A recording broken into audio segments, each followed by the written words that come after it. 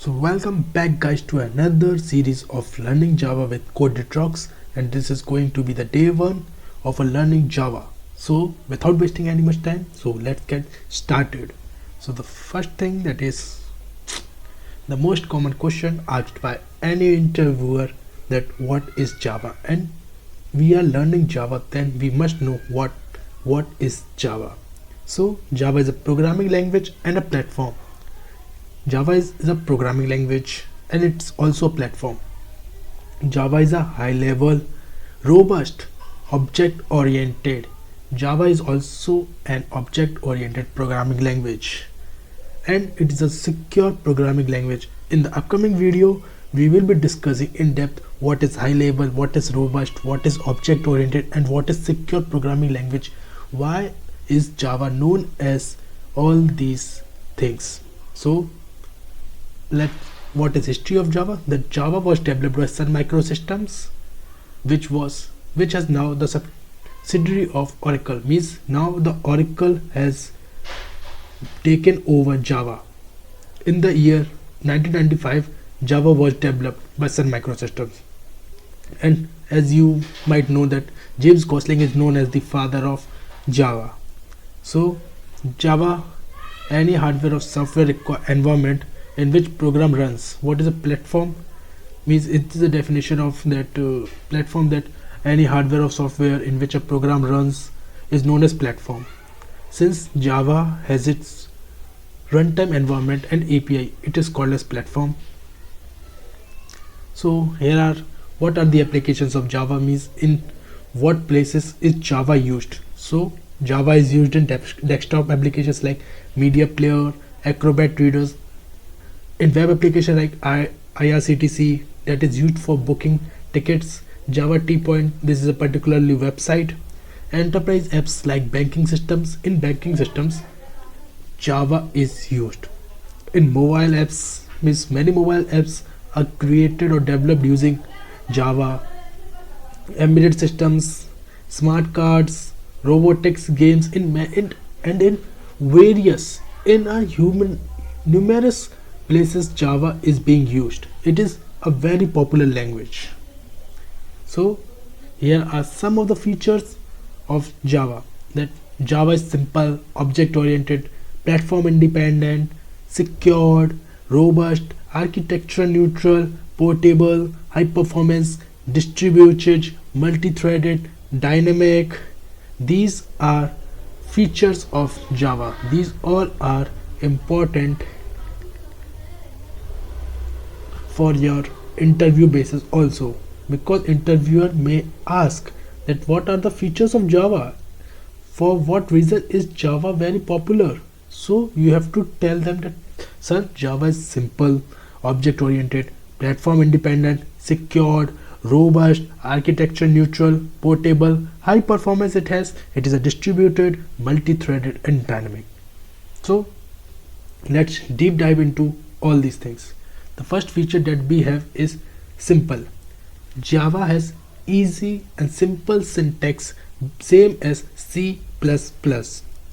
It has removed complex features like explicit pointers, operators overloading, that were basically used in C++. So Java has removed these features like explicit pointers. Means pointers were used to create a complex calculation. For that, keeping in mind, Java has removed those, which has created a great impact. Java also has automatic garbage collections, means you need not to manually clean up your memory. Means if you have created a variable int a, then explicitly, means you don't have to remove it from your memory. Java automatically removes it if it is not in use. That's why Java is simple. Second is object oriented. Everything in Java is object oriented. Everything in Java is treated as object. Organizes software into objects containing data and behavior. Can we say that Java is pure object oriented? No, Java is not pure object oriented. In the upcoming videos I will be telling you why Java is not pure object oriented language. There is a big main reason behind it. So in the upcoming videos or upcoming lectures I will be telling you why Java is not a complete or pure object oriented language. The third feature that Java has is it is platform independent. Means Java supports WORA, that is WORA, which stands for write once, run anywhere. Means if you have written Java code on any platform or anywhere, means on any machine, then you can run it in any of the system like Mac, Linux, anywhere.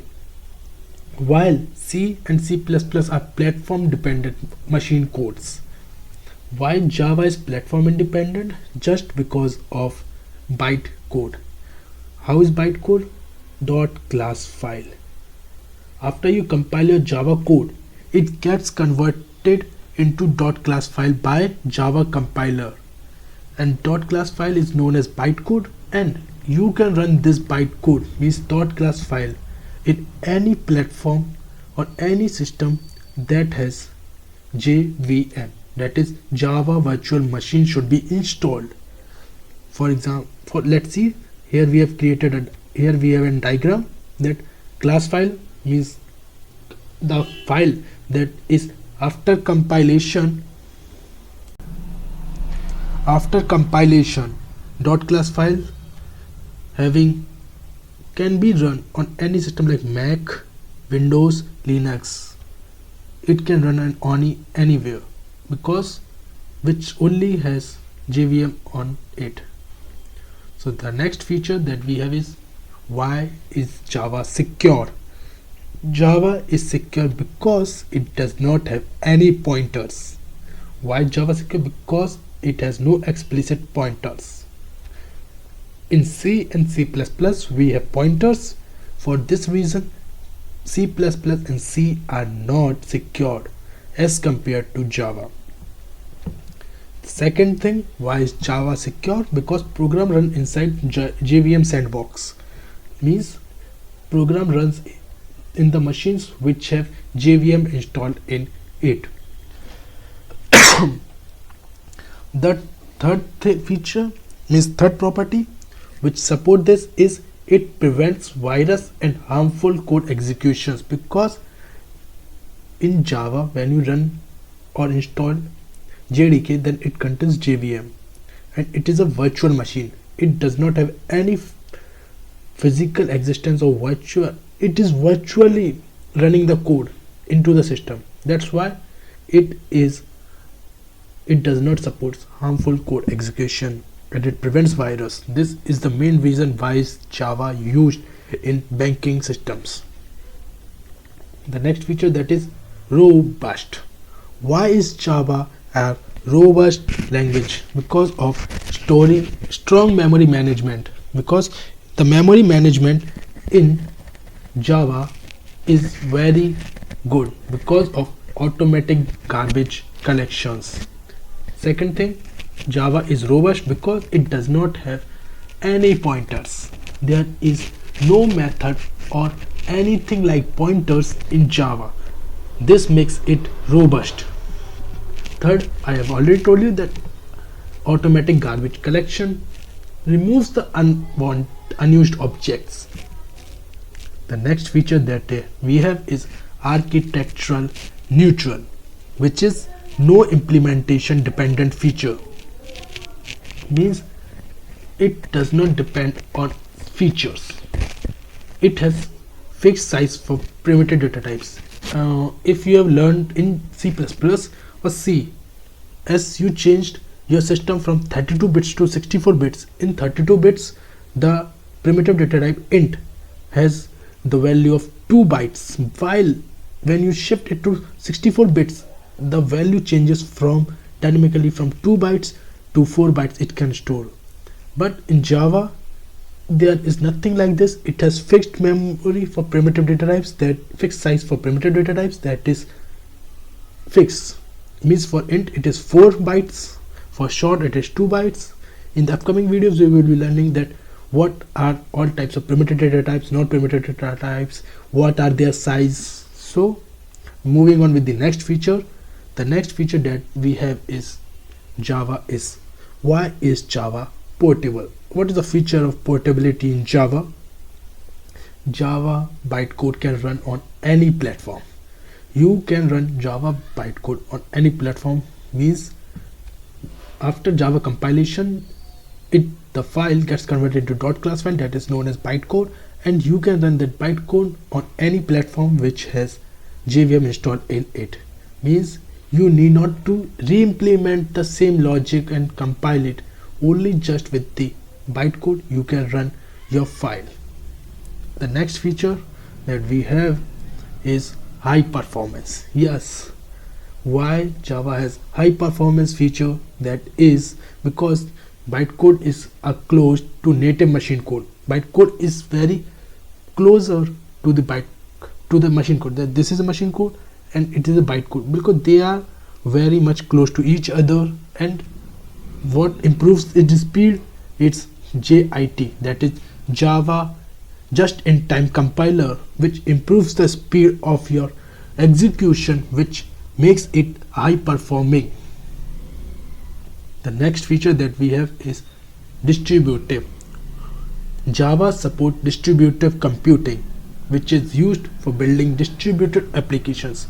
Means for various, if you want to build various applications, distributed means you have to distribute it to many places. For that we have to create a distributed system, and Java already has this feature of creating distributed system, which helps you to create one and share it with many. The next feature that we have is multi-threaded. Java executes each thread. Go with my words. Java is multi-threaded because each thread executes independently. Java breaks your multiple tasks. Means if you have a complex task, so Java breaks it into small threads and execute them independently. And with this, Java can handle multiple tasks simultaneously. This is a feature of Java, that is multi-threaded. The last feature that we are going to have is dynamic. Java supports dynamic class loadings, that is classes loaded on demands. Classes are only loaded when you import or when you need them.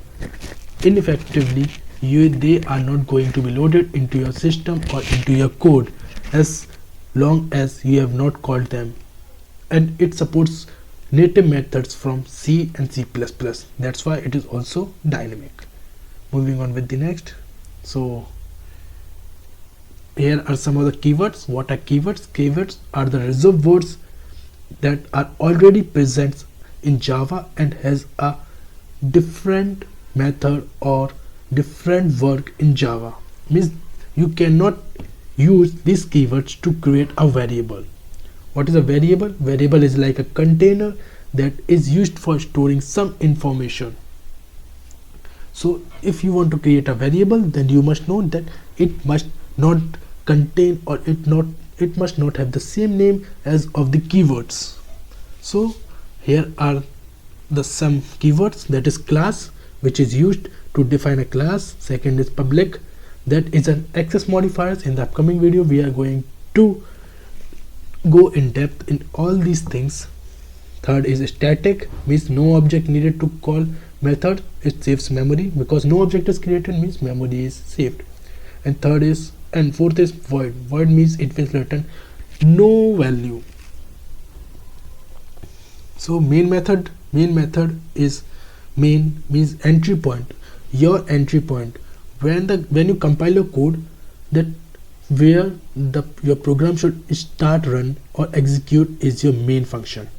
Means main function is the entry point of Java compiler that is going to read your program.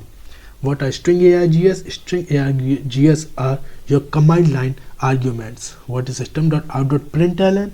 This is a statement which is used for producing or printing the output. What is system? System is a class, because